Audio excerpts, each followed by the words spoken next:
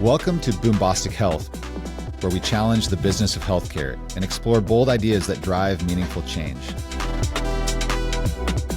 Each week, we bring you candid conversations with top experts, innovators, and leaders, exploring the latest trends and technologies shaping the future of healthcare. Join us and be part of the conversation in transforming healthcare. All right, good afternoon, everyone. Live from ViVE, another great edition of the Boombastic Health Podcast. I have the pleasure of being joined by Dr. Tim O'Connell today, co-founder and CEO of Emtelligent and a practicing radiologist. So finding the time to do all of it, I'm sure keeps you just slightly busy. Yeah. So thanks for joining us today. It's my pleasure. Thanks for having me on. Awesome. So we talked prior to coming on kind of about, turning unstructured data into meaningful outputs and all that type of stuff. Yep. Tell me about, what you guys are doing at Emtelligent. Why don't we start there? Sounds great. So we do two things. One is, large scale, cost effective, highly accurate data extraction from clinical notes. So it's medical language AI through and through, but it's, you've got 10, 20 million, 100 million, 5 billion clinical notes, and you need really specific and important clinical information extracted from them at scale. That's what we do. Right. We have another line of business, which is AI assisted chart review. And so that's a new line of business for us, but we've been doing the extraction now for a long time, and customers were asking, hey, can you put a front end on this so that, our nurses and doctors can use your AI in an interactive way. Yeah. So that's in a nutshell what we do. Keeps us very busy. Awesome. Well, congrats on your success. And, when we talk about using AI, right, 3-4 years ago, we weren't using AI necessarily, at least not on the way that we think about it now. Right. Obviously, large language models and et cetera have been around. But now we have AI kind of, and we like to refer it as human in the loop. Yes. Right. So when you think about human in the loop relative to taking the data and then you said at the point of care, interpreting, reference that data, what does that mean to you? So it means to me, I think the easiest way to explain it is, would you want to fly in a plane from New York to Tokyo without a pilot at the wheel, right? And maybe we're not there yet. And, while that would involve the lives of maybe a few hundred people, we could easily set something up in healthcare where AI could be denying claims or making diagnoses that could impact tens or hundreds of thousands of people. So right. I don't think we're there yet with regards to AI. And so really important to have and to empower our clinicians to still stay in the loop and be the ones directing AI tools to help them with their jobs and do their jobs. We know that AI tools can help clinicians do their jobs, more safely, more efficiently, right. more cost effectively. So it's good to have humans in the loop right now.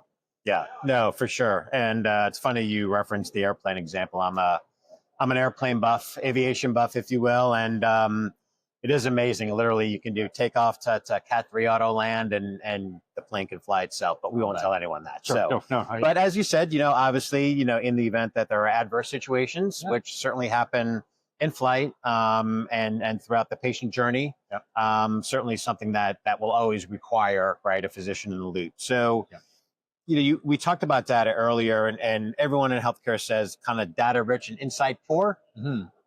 So what does that what does that mean from your vantage point? Because now you're really kind of getting into the insight, point of care, decision-making, opportunities. So, a number that's often thrown around is that 80% of medical data is in the form of unstructured clinical notes. And right. I back of the napkin math, I think that's probably true.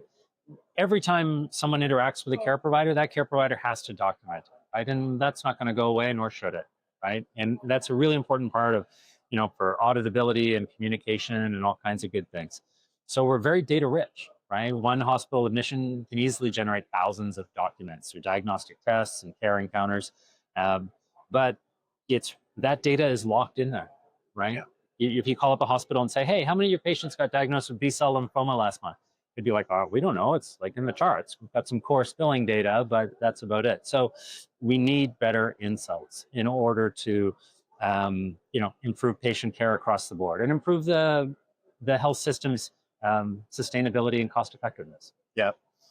Speaking of insights, radiologists and technology is within the radiology world has been a little bit of a forefront, as a leader relative to some of the other specialties and subspecialties. So as a practicing physician, what have you seen relative to the advancements in AI in radiology? And then how do you see some of that being applicable towards other, fields of practice. For sure. I think radiology has always been an early adopter of technologies because of our very image-based workflow and just the ability to have digital images and move over from the film world to the, the digital world very early. And now, digital reporting we've had for ages, speech recognition, all this kind of stuff. So I think we've always been, just because of what we work with, typically, if we're not doing procedures, is just more easy to use with tools.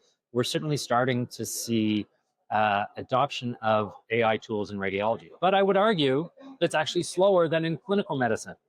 Wow. Yeah. Yeah. So like if you take an MRI, you might have 5 different sequences, some are like, black and white, some are, white and black, like reversed, right? Like depending on how you're looking at them, very, very hard. And then you got to compare them to all the patient's priors. So creating AI models that can do, like, pretty easy to create one that detects broken wrists, pretty hard to do one that can, like, accurately stage brain cancer or something like that. Absolutely, right? Yeah. So we're actually seeing like way more AI adoption for like AI scribe, chart review, other sort of like documentation helpers in clinical medicine first. Right. Yeah. And it's great. I'm thrilled to see my clinical colleagues adopting these new tools to help them.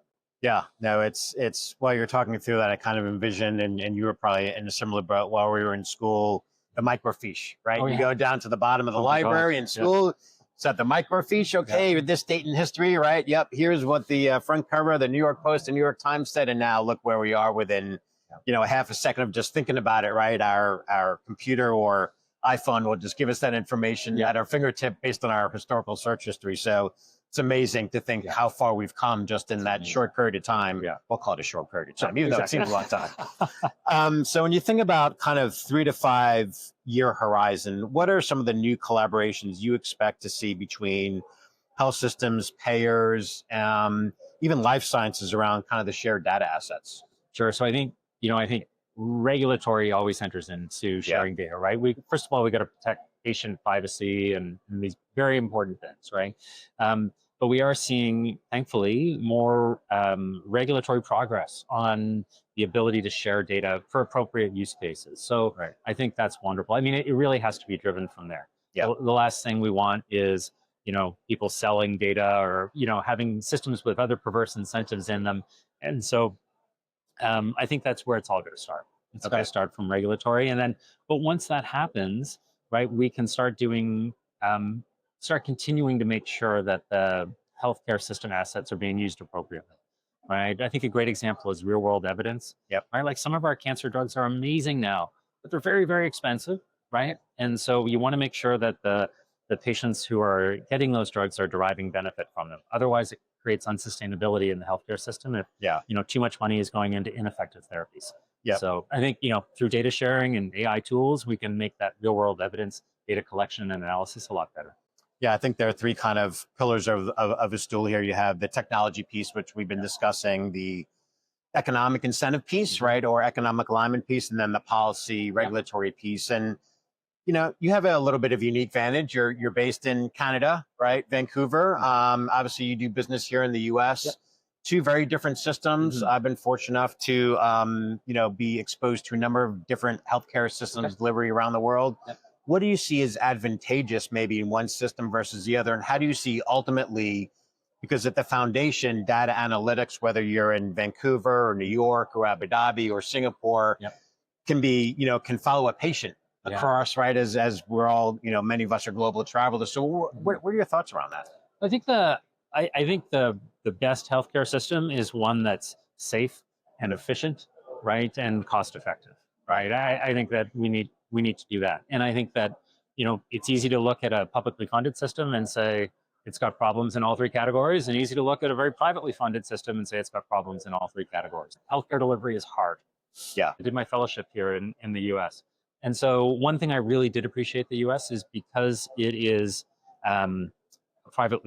typically a privately funded system for insurers, it drives so much efficiency in the system. And I'm sure there's probably people who will be like, what? The system's not efficient, right? Yeah. But it's good to see checks and balances in care delivery to make sure that patients are getting appropriate care for which there's appropriate evidence. Yeah. Right. And I think that you need to have those kind of positive incentives in the system as opposed to perverse incentives in the system where care providers don't don't get a slap on the wrist if they order unnecessary tests. Right. Yeah. Right. Like we need, that's how you bring costs down. That's how you make care more effective and that sort of thing. So, and then the global care thing, we can get good regulations. We can enable, we'll see standards bodies do a better and better job and make it easier to interconnect our healthcare systems. Yeah.